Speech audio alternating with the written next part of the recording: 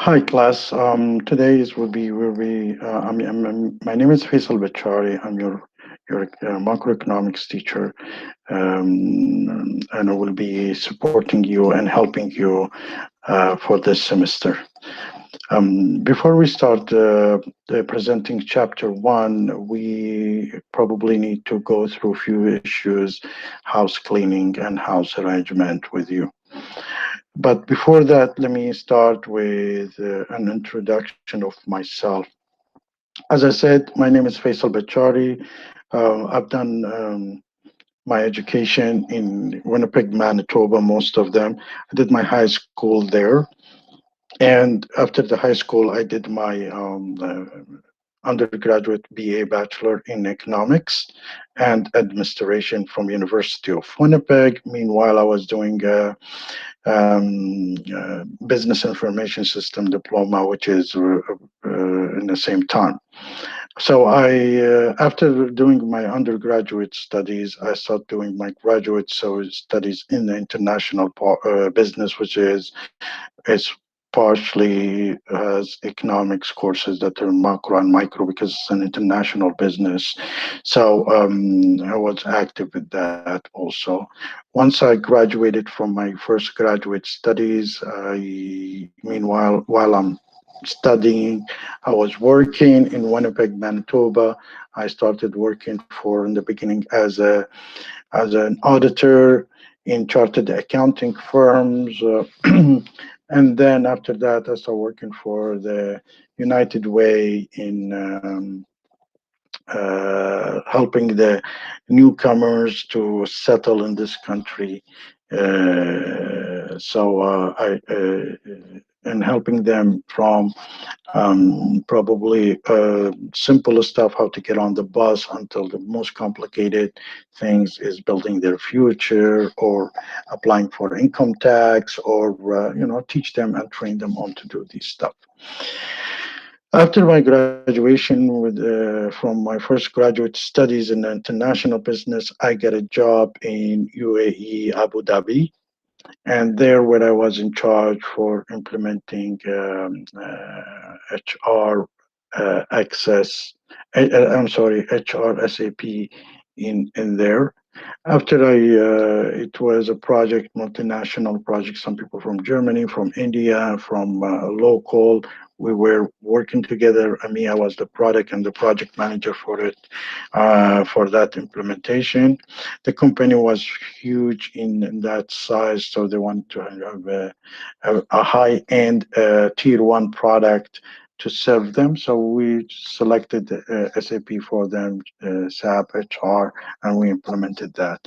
A year later, we delivered a very successful implementation. So that time when I was selected by Edgemont University for Science and Technology to be the HR manager and a professor in the same time. So I was doing a full-time HR and a professor and a part-time. There, I was teaching second year and fourth year commerce students courses in the field of management and in the field of economics and marketing.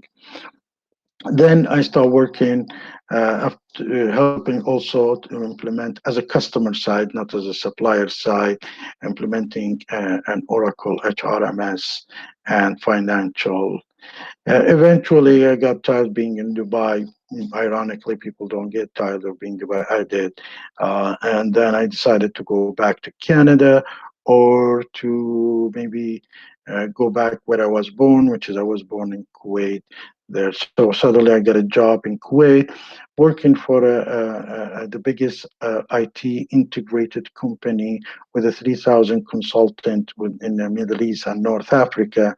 They used to have around 28 offices in 22 countries. So I was in charge of looking after um, probably the establishing and development and expanding solution in the field of higher education, mostly. In that time, it wasn't that much about people don't didn't know that much about LMS, CMS, and SIS, which is you're using the library management system, which is used now, and we're taking it as a granted. But in that time, there weren't people that much they know about it. So I had a lots of effort. So it took me 15 years to establish that business, where I decided to do my own business, and I had a partner from Chennai where we started working on our first project, which is a mobile application for the Ministry of HR for Kuwait, which is they look after all the HRs in whole government entities. So they wanted a mobile application, which is we had. I had a team from India, my partner. I had a team from Ukraine, a person from Ukraine, a person from Russia, and we worked overseas together to deliver this. Then we went to Iraq and we started implementing higher education. Me and the Indian team, partners from Chennai, implementing LMS, CMS, and SIS for them in few universities. So basically, this is what it's been a project.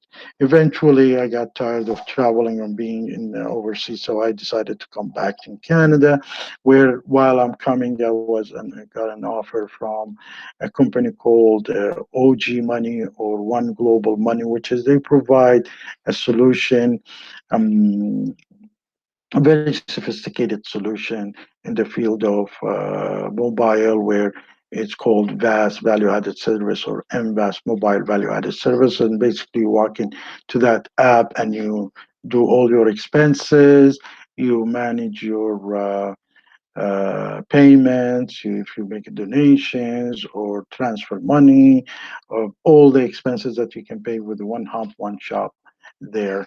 And it was online anyway.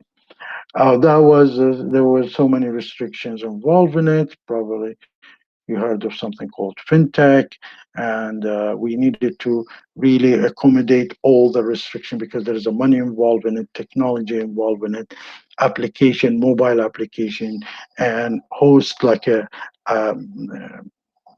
Apple and iOS and Android also involved. And so that was a big project, and I was the COO, Chief Operating Officer in Canada, working with different location, which is the headquarter was and the owners in Kuwait. The technical team was in India. The CRM was in Egypt. There was other, we call them the back kitchen places where we had to operate with them. So it was a very interesting project. Then I started working for a company in Montreal, moving from Winnipeg to Montreal, and working for technology evaluation center. Their job is really when a company wants to replace their softwares or something like that, or buy a new one, we come in the picture helping them to select the best fit software for them.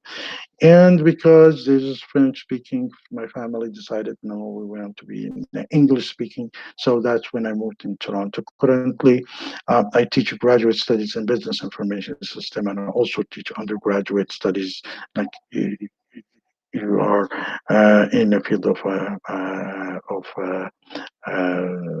economics, macroeconomics.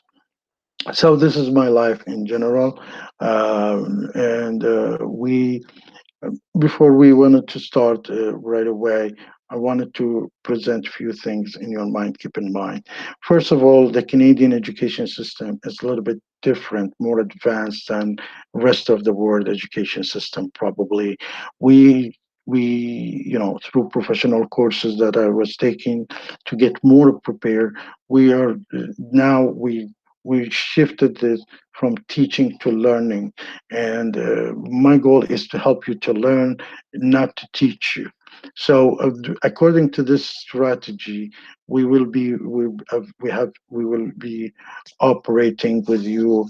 Hopefully things that you learn is better than things that I can teach. There's something funny I like to tell you.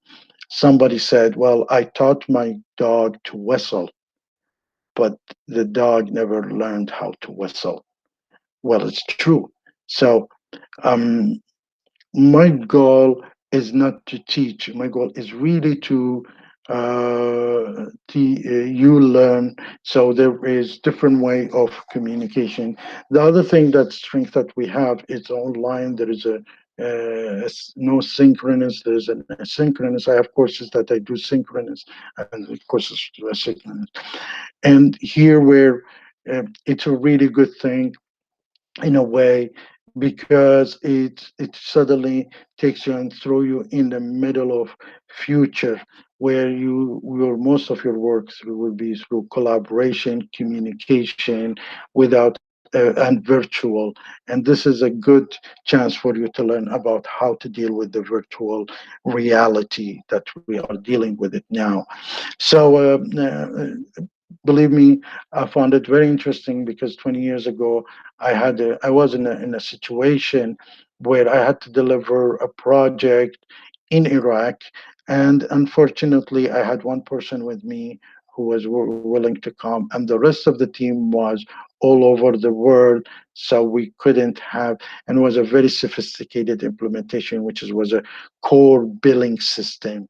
So we managed to use in that time Yahoo Chat to communicate with the consultant to implement and go live. And a billing system, if you know, is a very sophisticated, very expensive. Later on, when things settled down and the application went live in the two operating system, like Rogers and Bell, there they had their own. Um, Huawei came and purchased the whole telecommunication sector from the company that I worked for over $900 million. So this is really sometimes you need to be an entrepreneur to come and establish things for the company, and you have to be a multitasking person, ability to utilize the tools today. But the whole goal here is the information that I'm going to give you these days.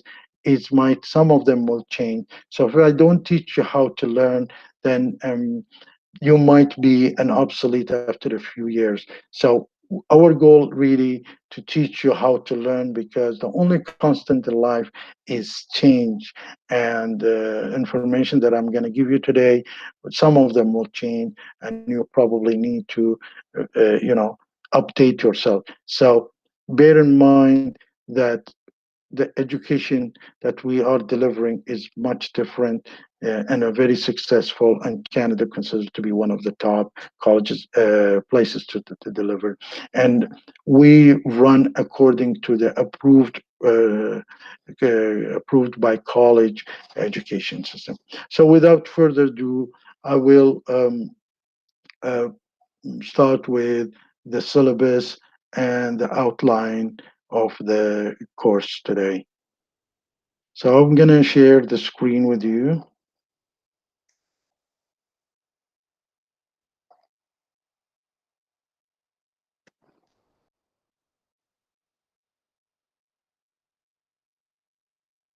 Wonderful. Now, as a beginning, let's talk about the course outline. The course is called by St. Clair College, a course called Macroeconomics, and it's basically it talks about the course of it's an introduction to macroeconomics with the objective of giving the college students an overview of basic economic concept, including the flow of economic among household, businesses, and government employment theories and price stability. And why this is important, also plus fiscal policies, the Bank of Canada, and monetary policies. These are all will influence if you have your own business or you're involved in a business. All these information, all these data will be influencing the way you work, the way you produce, the way you deal with the rest of the world. I think macroeconomics and microeconomics is one of the basic thing to understand the business better and the shifting in the business and try to, distinguish between different things in a life.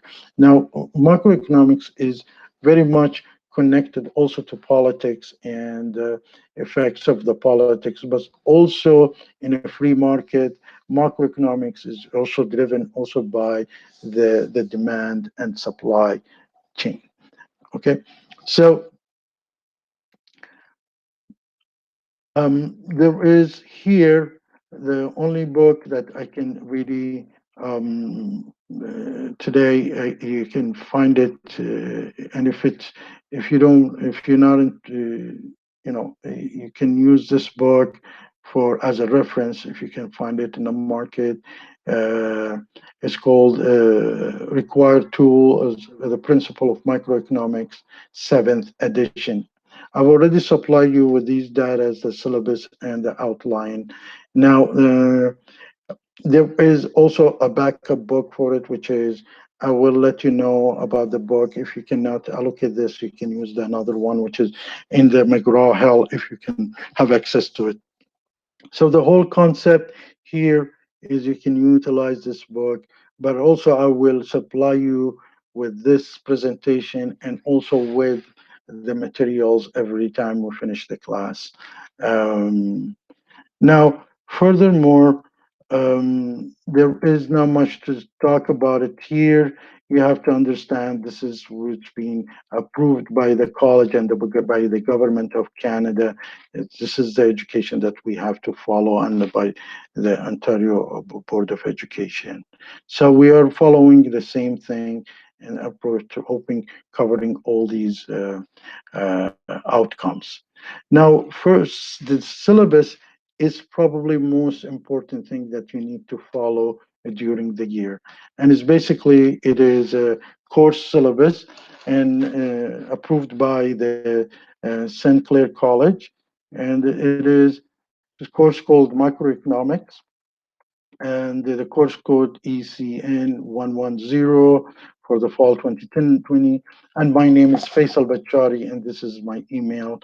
Feel free to contact me anytime you want to. Now, as we said, the resource required is called Principle of Macroeconomics. That's another book that you can also utilize. And the grading is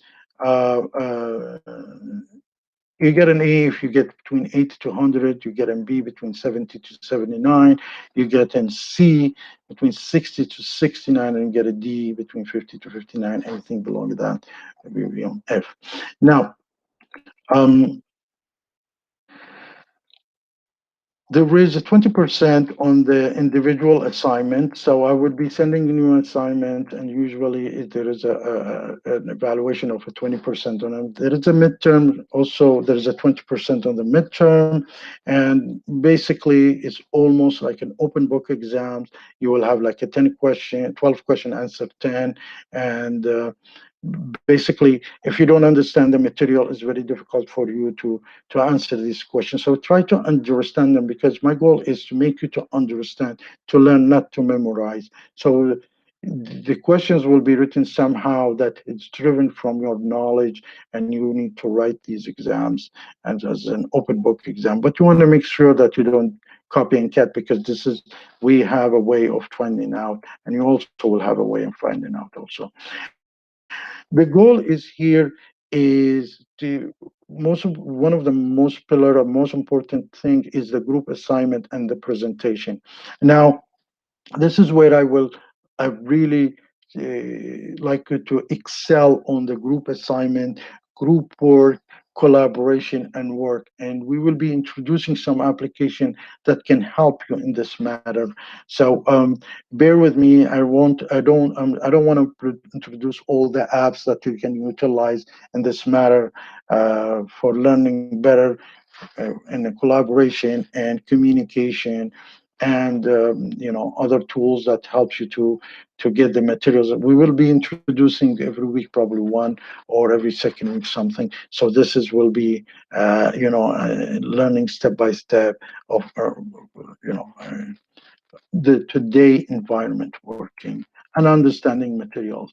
So final exam is also similar to midterm. You're going to have a 12 question answer 10, or probably 7 question answer 5, something like that. And the quizzes in the participation. Now, the participation, I must say, is a different than attending. Attending is must, but in order for you to participate, you need to attend. So attending is important, but showing me that you understand, you participate in the Padlet, in Kahoot, in the application that I'm going to provide you for learning is important for me. So keep in mind is worth of around 20% of your exams and your assignment. So this is all what I have. If you have any other questions, please let me know. Now, I will try to make sure that we can finish one chapter every week. So this is the schedule, course schedules. You can look at them. I try to, if we are behind, I will try to catch up, but we will, manage to do at least one chapter every week. So this is that. And without further ado, let's talk about the chapter one. But before I do that, I like to repeat one thing. You need to attend the classes. That's one thing. But also you need to participate. Participate is not attending. Showing me your thought, your views, your understanding of material. These are very important to evaluate your learning processes so I can adjust when learning processes. And don't worry about it. I would not throw all these applications on you to utilize. You will be slowly getting introduced one by one toward these applications. Okay. So um, here is where probably uh,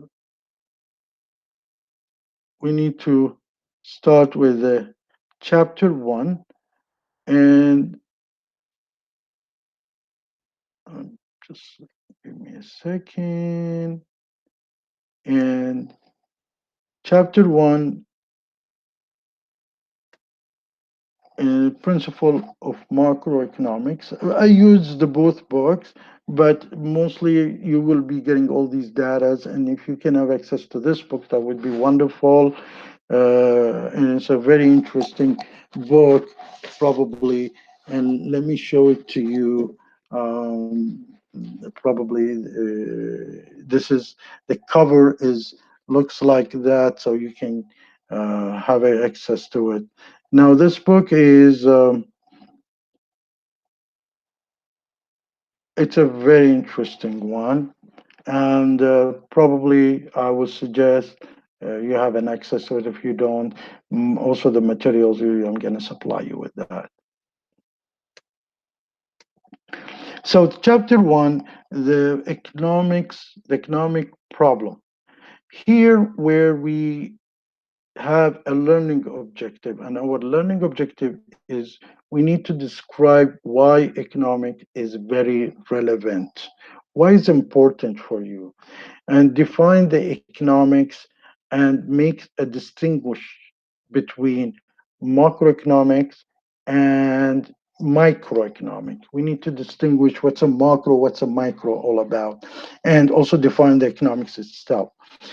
Demonstrate the scarcities, the limitation, the choice, and the opportunity cost are the heart of economics, making the efficiency and cornerstone of discipline. Not you don't have always a full resources, so you need to select and um, and compare the cost of the economic cost of it.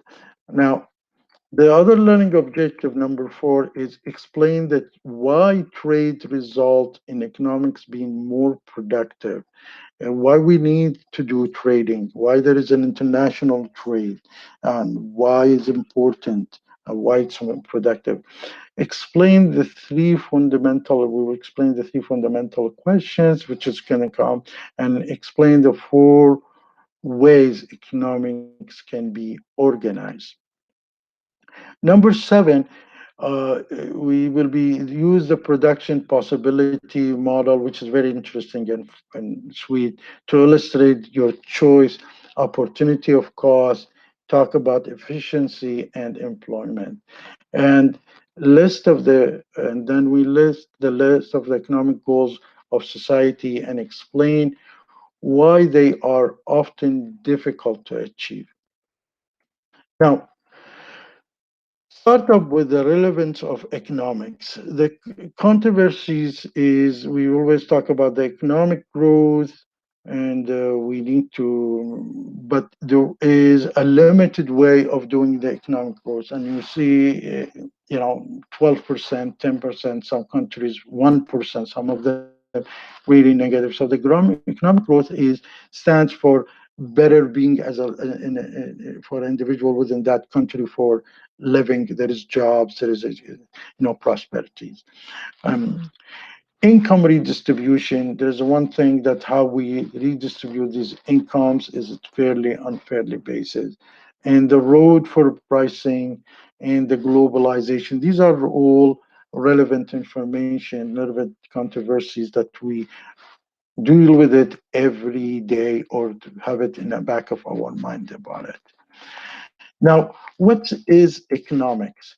There is a positive statement is the fact that can be verified by empirical data. Economics is probably um, when we say the GDP growth or GNP, gross domestic product, or gross national product, and we'll be talking in the next few chapters later on. It can be saying that a growth of 10%, 20%, something like that. That will be, we can show it in empirical data. The normative statement is based on the person's beliefs or the value system, cannot be verified with data. So you will see lots of when, especially during the election time, and it's you will see lots of data presented by who is running the government as a positive, and then there's somebody who is trying to be elected in the next like something, they probably could be a negative. So it's really sometimes cannot be verified with the data and based on the our belief and the value system. And then you can see is a very important, you will see now, um, shift in the USA's economics that they want to get the jobs back to their countries, and they don't. They want to, some people says, well, let do the low income jobs and blue collar jobs to be done outside, and have the Americans do the white collar jobs, and the change to services. And Trump comes in and says, no, we will get everything back to make America great again. But was it America great before in that case, or just because the other were weak? So it is a kind of is an unclear thing. Now, so the positive thing is fact that positive fact that can be verified with empirical data. Keep that in mind. Now, I just wanted to see if you did understand these things. So identify of each the following statement as either positive or a numerative. Now, for example, things that you can verify it with the data or something that's according to your feeling. Now, the first thing is like if the federal government budget this year is the largest in the history. So if the government really have the biggest budget this year, is it P stands for positive or numerative? The national debit, what do you think? And think about it while I will show you the answer. The national debit is at the manageable level, and therefore is nothing to worry about it. Lots of all the most of the countries worldwide, they have some kind of debts, but are they at what situation they are manageable, they we should not worry about them, and at what situation we should worry about them and start taking down the country. The price of gasoline is a higher than it needs to be. and the rising dollar Canadian export are creating many new jobs in the countries. So the first one, let's see what's the answer for it.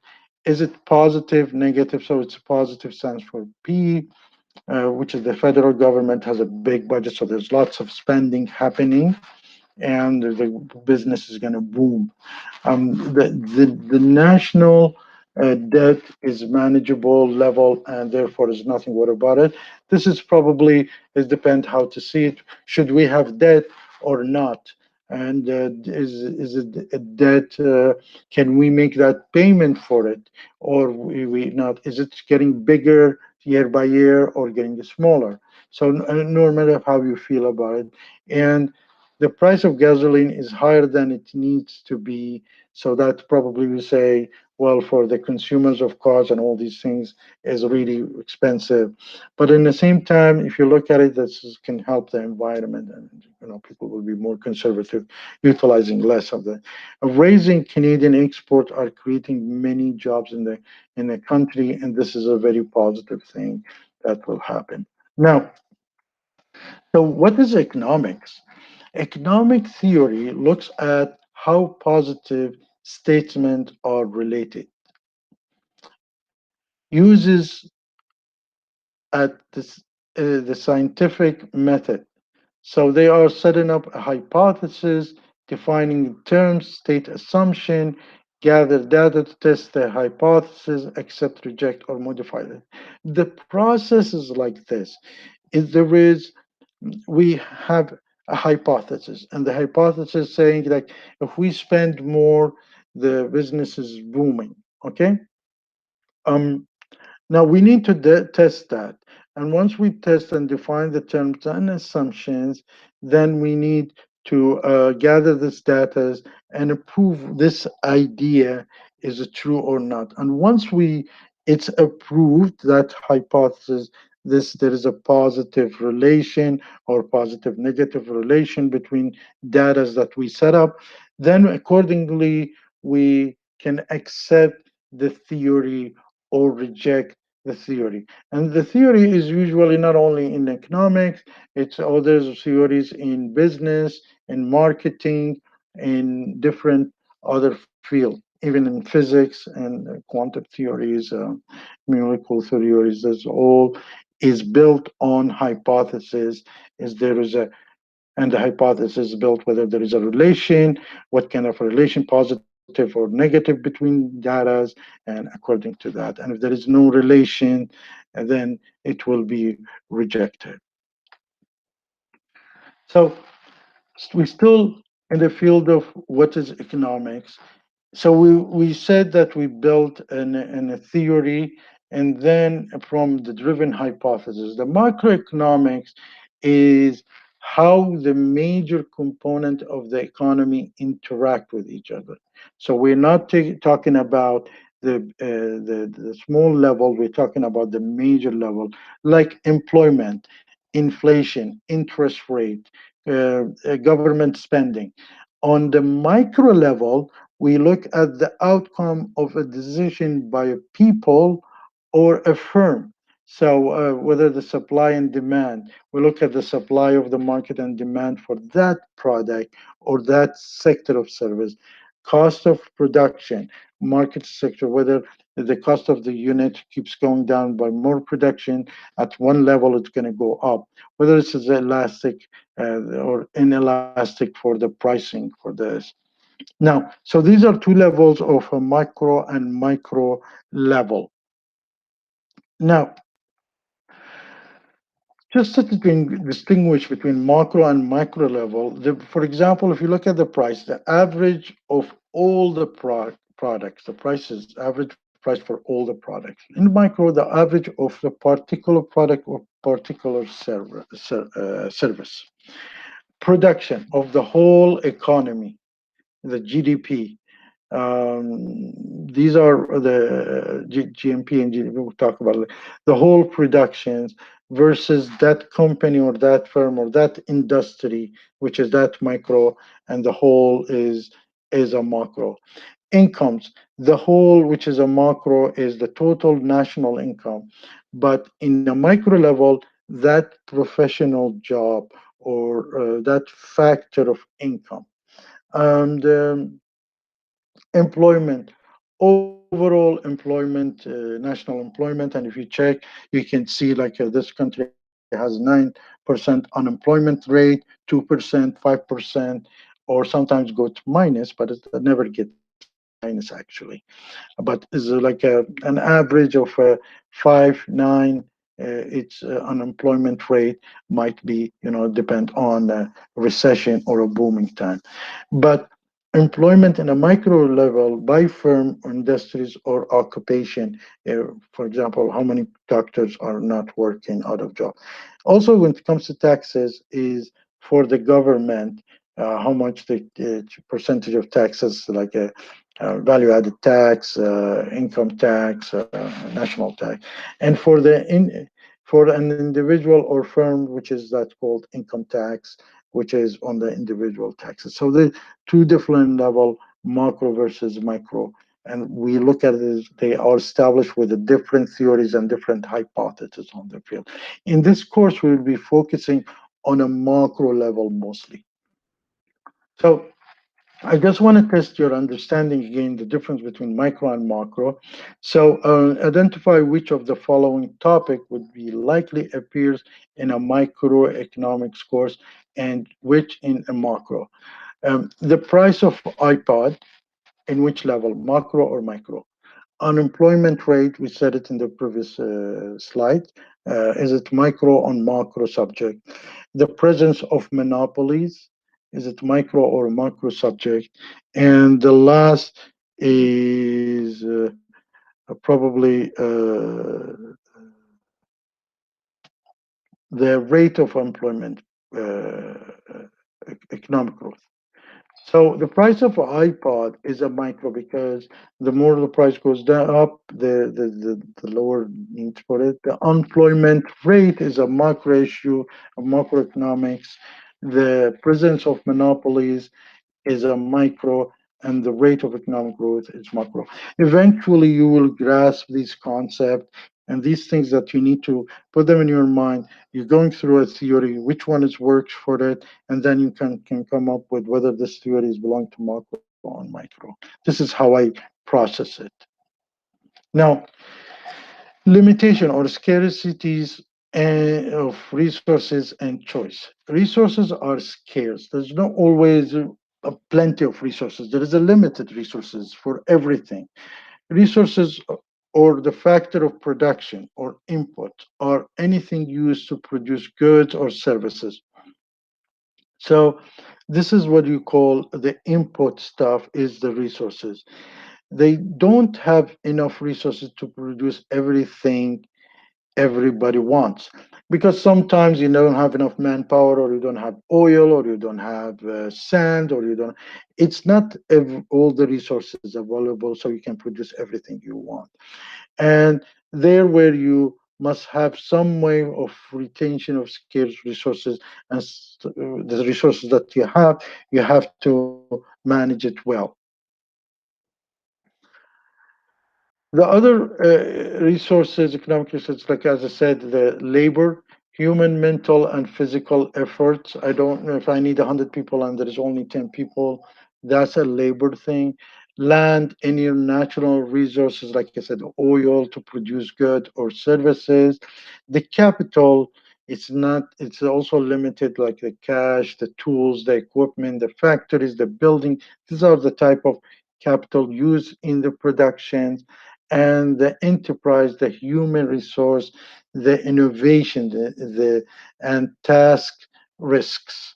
Also, these are as a part of the enterprise, which is there could be a limited resources for it. So economic resource and the way it's payment. So you get laborers and the way you pay them with the wages, they earn wages. We have land, and the land earns rent. The capital earns usually interest, like cash earns interest, and the enterprise earns a profit. So these are, the more labor, the more wages you have to pay. the more expensive the land or the very strategic, the more rent, they have kind of a positive coloration between them. Now, let's go back and start doing some more understanding. And it's nice to just keep refreshing yourself on this. Um, Labor is, if it's indicated by L, capital could be indicated by K, a land could be N, and enterprise by E. Sometimes you will be running for some kind of a things that might be is depend in the which hand it is, whether in the hand of the consumer or the supplier, it might change. So if we're looking at the barcode scanner in the supermarket, what is it? Is it a labor, capital, land, or enterprise? If we're looking at the fresh drinking water, what is it? Is it a labor, capital? Is it a land or enterprise? If we're looking at the copper deposit in a mine, is it L, K, N, E? L stands for labor, K for capital, land for N, and enterprise. The first application of e-technology to an economics textbook and an office building. The barcode is a capital because it's a product that they utilize it to for doing the in the supermarket, and you need it to do your work. The fresh drinking water is a land, is a part of resources, sources like oil is also is a part of land. Copper deposit in a mine is also a land, and the work of a system analysis, because as a person is a labor, so a person has to deliver that, which is a labor. And the first application of e-technology to an economics textbook is done by a corporation or a company, which is an enterprise, and an office building is a capital because you have to pay the rent or you buy it, something like that. Now, technology and opportunity cost. We said that the opportunity cost, because the resources is limited, you have to select which opportunity you're going to go for it and which one you're going to ignore it and how much it costs you for that. The technology is a method of production in a way in which resources are combined to produce a good or service. So different supplier, different products, you put it together and you produce some kind of a good or a services to end user, which is could be another supplier or could be a consumer, which is another supplier could be a consumer for you. And here is where you look at the opportunity cost, the value of the next best alternative that is given up as a result of making a particular choice. So it's basically, if I have a limited scarcity, I have water, and this water I can bottle it and sell it, or I can sell it in a tank, big tank. I need to look at this scarcity, how which one is a better choice. And if I give up on that, what's the opportunity cost that I'm giving up? So the scarcity forces your choices. The limited resources that you have is forces the choice that you are. And the choice involving in the opportunity cost. So you why you choose in the field of services than producing good because of you thinking of opportunity cost. So here is the issues that developed countries they're moving to more into services because if they go stick with the productions, there might be lower income generated, and but in the service they're more. And so the more advanced the country, the more they get involved into services. Here is something you can criticize the American policy today because they are going back to the production.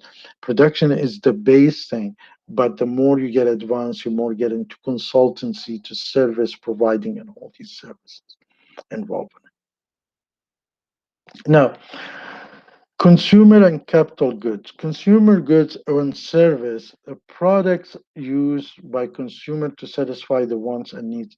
Now, we always talk about product, but it's actually goods and service. So if somebody is answering your question on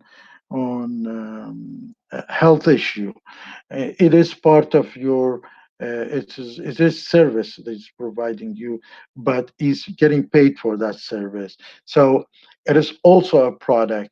So a product could be consumer goods or a services. Um, there is the capital good, such as factories, tools, and equipment used to make other goods for sales. You're putting things together and you start producing. You bring in the soap, the soil soap, bottling it, and you start producing, a bottled soap. So the factories, tools, equipment are all used together or together to make other goods to for sale. Making more capital goods increases the growth, but there is an opportunity cost in the term of consumer good. So if you choose to make soaps just because there is more demand for the soap, and you could be producing wheat, for example, so you choose to go with the soap because there's more business in it, more profit, or whatever the reason. But when you come to wheat, that's where you lose the opportunity for, you're willing to sacrifice that opportunity for this opportunity. And we'll be talking more about this. Now, just to go back, decide, I want you to decide in your mind whether each of the following is a consumer good, capital good, or both. And we said that consumer good is products used by consumer to satisfy wants and needs. Capital goods are the factories or tools that produce that consumer good. So a jackhammer, whether it is a consumer good, capital good, or both. A carton of cigarette, an office building, a toothbrush, a hammer. There we say the jackhammer, here is a hammer, and a farm of tractors. A jackhammer is a capital good because you use the jackhammer to produce other things, which is the consumer will be using it. A cigarette, a carton of cigarette, is usually the consumer good because he will be smoking it. I hope you don't smoke. An office building is a capital good because you are utilizing to produce service or consumer good. A toothbrush is capital good because you go and buy it and utilize it for, and the best way, there is a way of thinking of, there's a factory who produce this toothbrush. That's a one way of thinking of it to come up with a conclusion it's a consumer good, or the consumer usually buys it to utilize it for themselves. A hammer, it can be the both, as we said in earlier, some stuff could be the both. When they can be both, when a consumer goes to place and buy this hammer just to for himself and hammering nails in the wall in his home or something, this is a consumer good.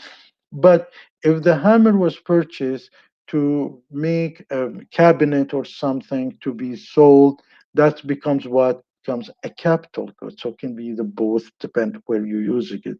A farm tractor definitely is a capital good because you are using it to produce wheat and growing uh, in your farm.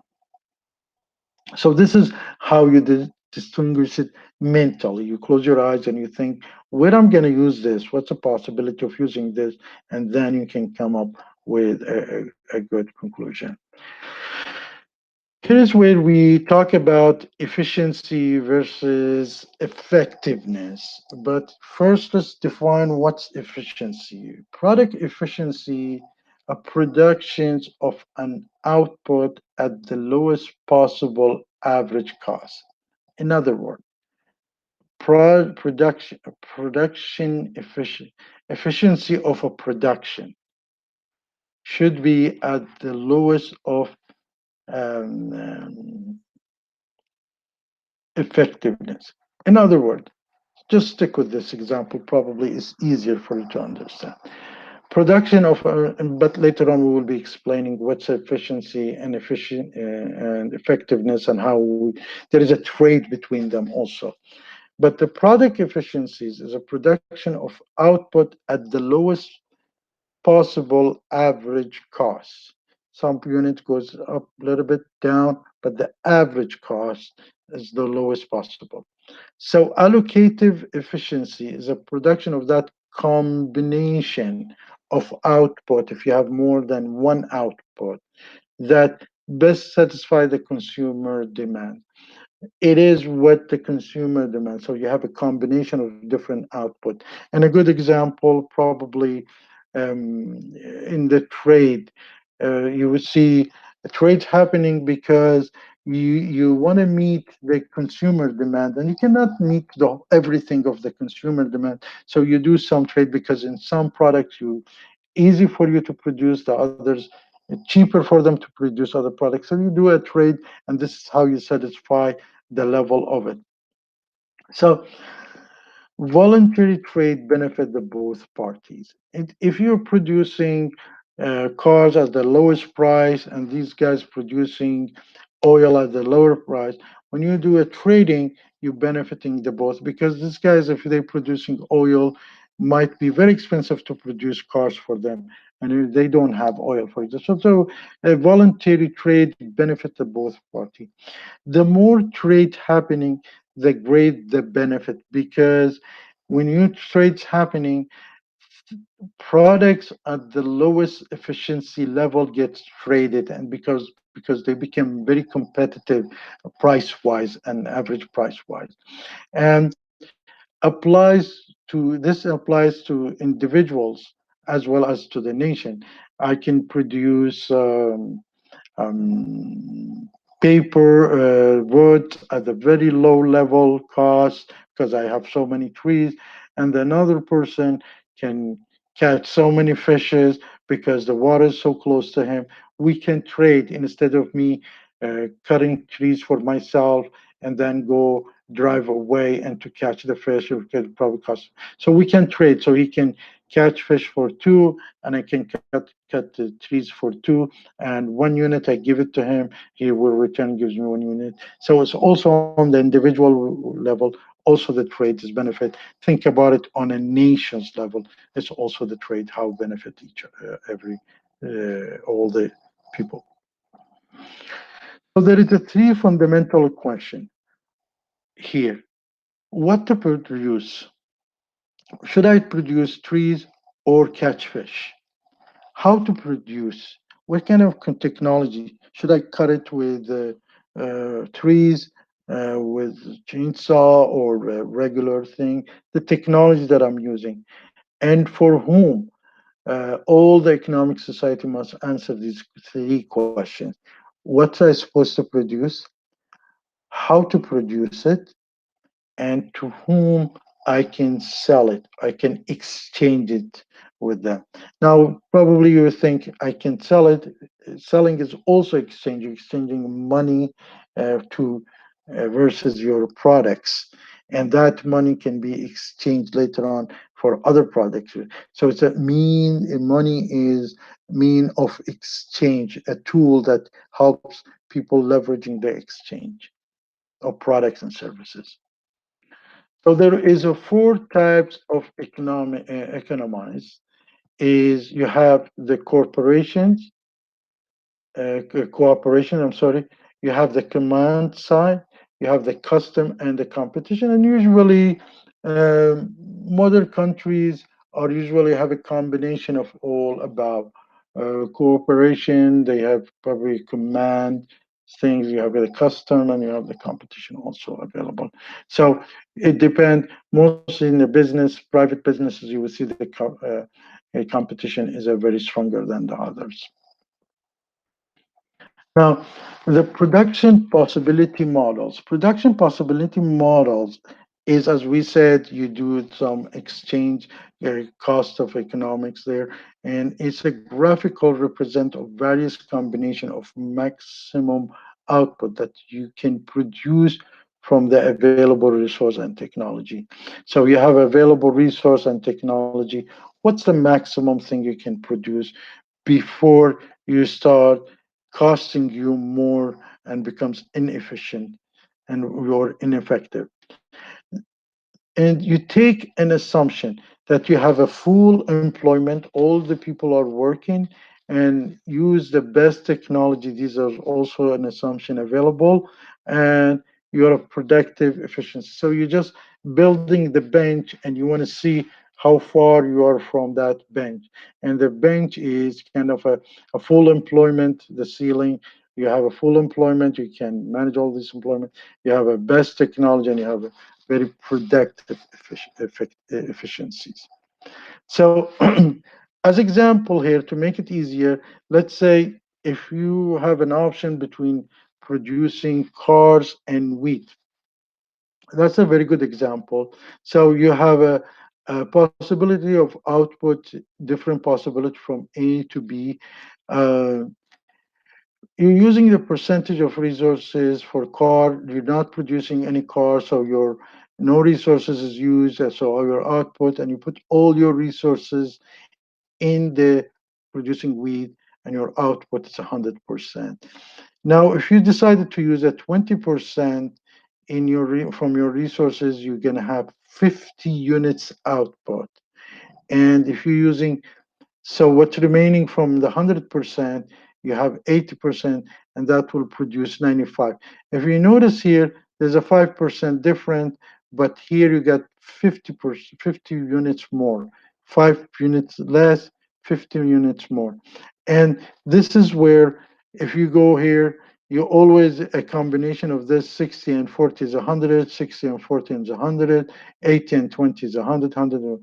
But the units here makes the big differences. So it's kind of a curve of producing. So you're allocating the best combination for between how many cars I need to produce from the resources that I have and how many units of wheat I should produce from the remaining resources that I have, which is giving me the best combination that I need. Other way of looking at it, so at the point A, I'm producing 100% wheat and 0%. And point B, which is, the point B here, where we decided to give 20% of resources focus on producing car, we end up doing 50 units. This 20% is taken from the 100%, remaining 80%, there's a 95 units. So this is where, with this calculation, you can find out the curve, how it works, whether the curve is like this, and where's the best possible point that you can, and you can convert that to a curve that makes it interesting. This is what the curve all about. So here I have the wheat, and when I'm producing 100% wheat, I'm producing zero carb. Let's decide to produce 50 cars. So in the 50 cars, I have consumed some of my resources. What's remaining of my resources can only be able to produce 95 tons of wheat.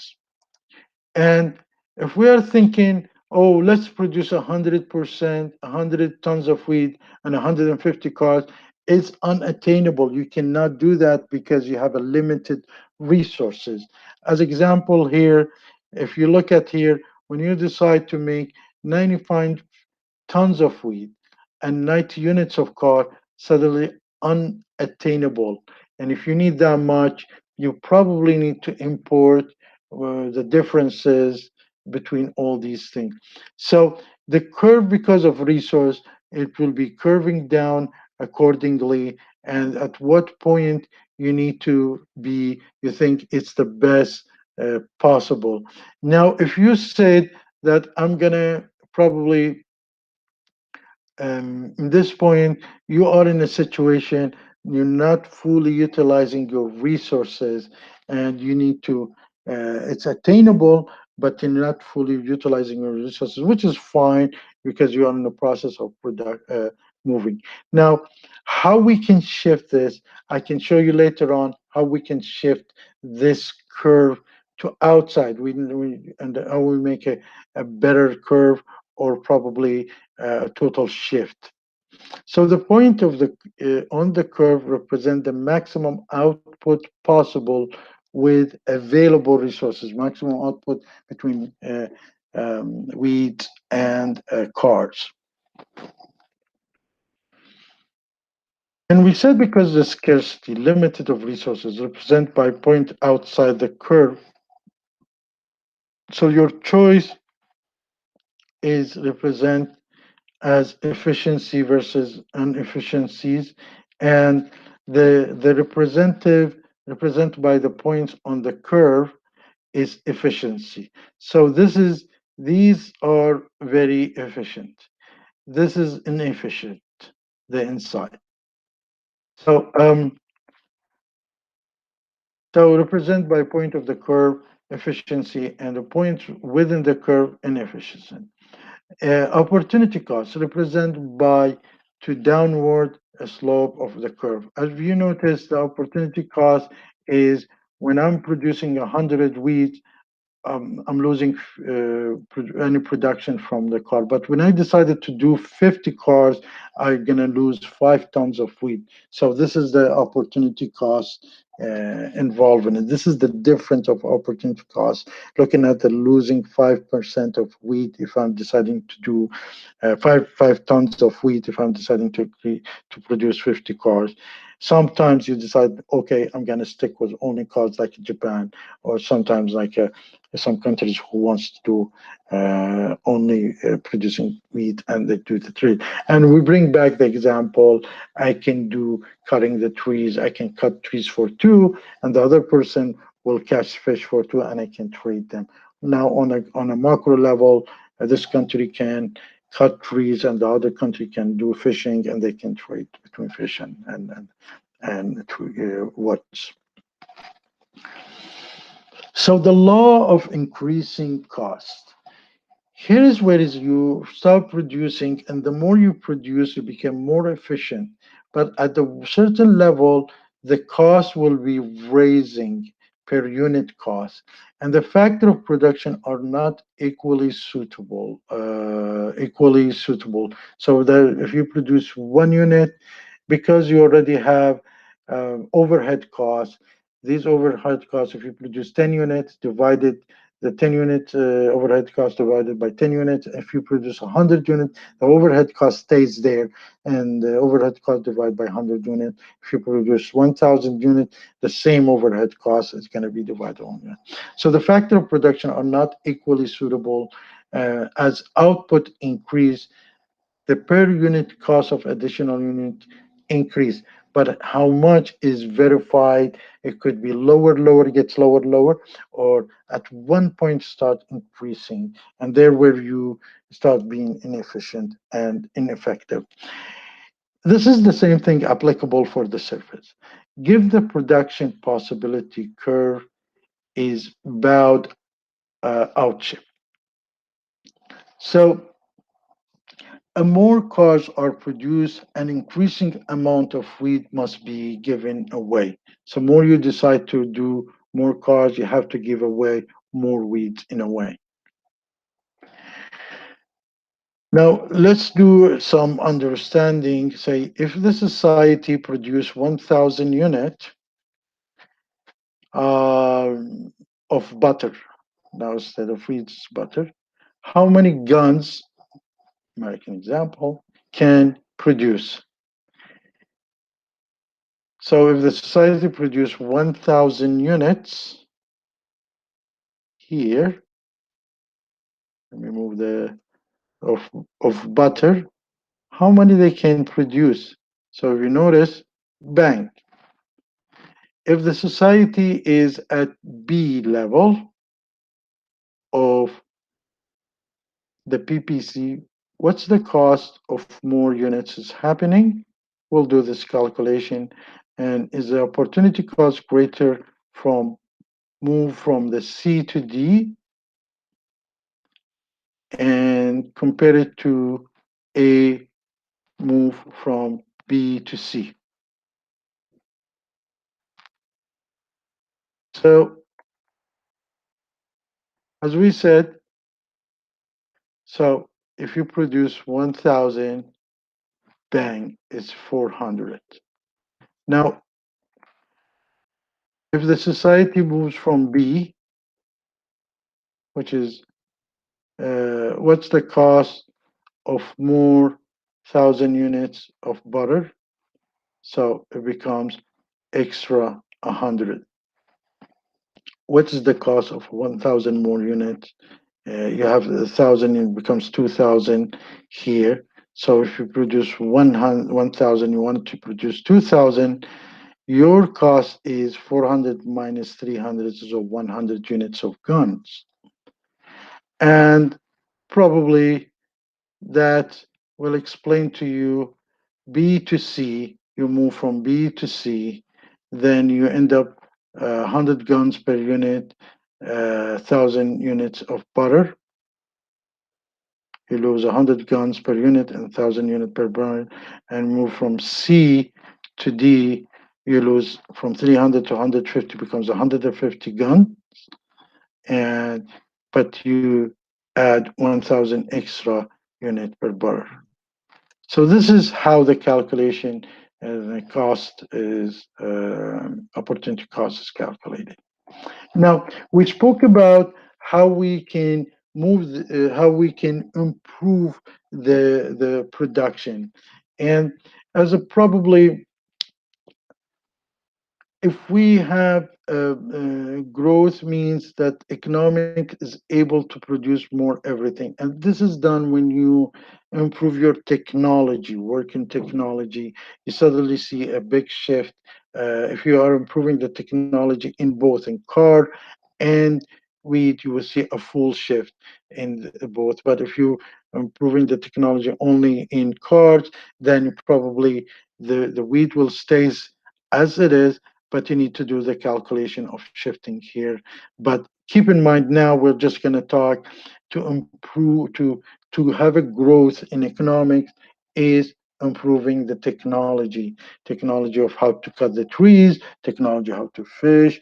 If we both do that, so suddenly I can cut trees for three and he can cut catch fish for three, so or I cut trees for four and he can cut trees for four, and then we have an economic growth together. So the shift this happens when there is an improve in technology.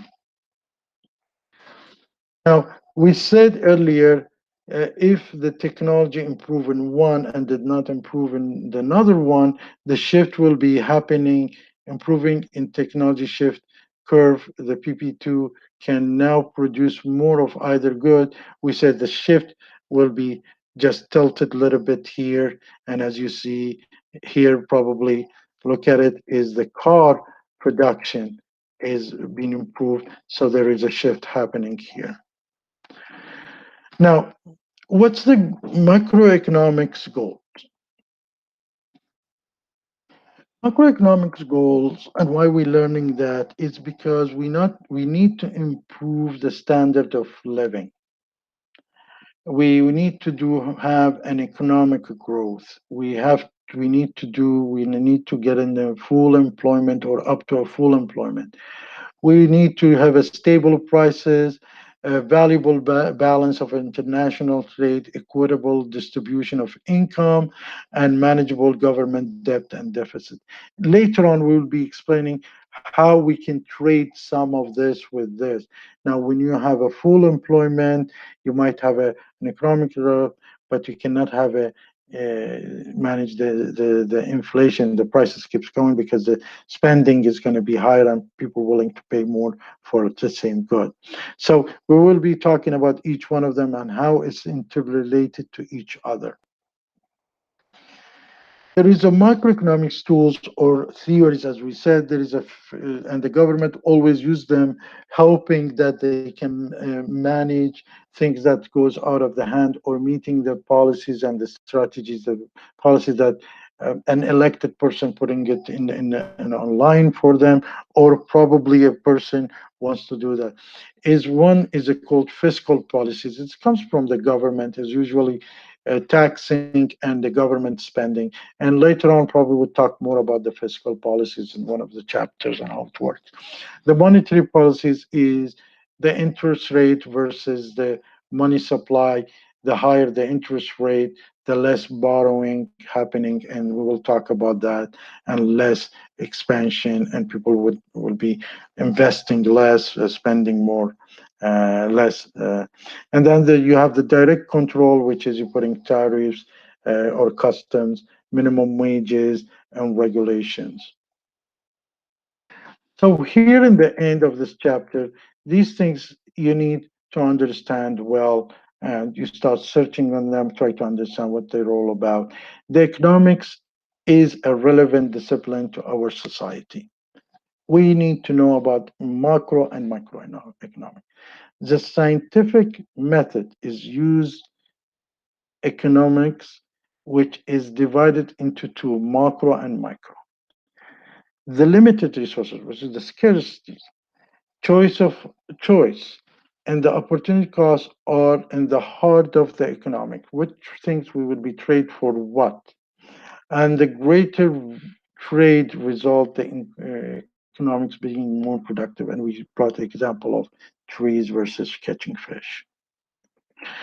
Number six, what to produce, how to produce it, and how to receive it are fundamental economic question. And we brought an example of wheat versus the producing of the cost.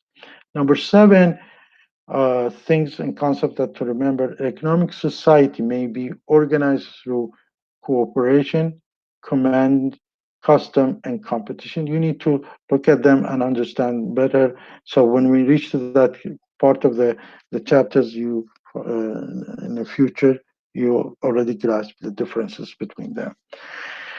Number eight, the production possibility model illustrate the choices, opportunity costs, efficiencies, and unemployment. And once again, we talked about where is the point where it's inefficiencies and where is the point we cannot reach it because of resources. And we looked at the curve there.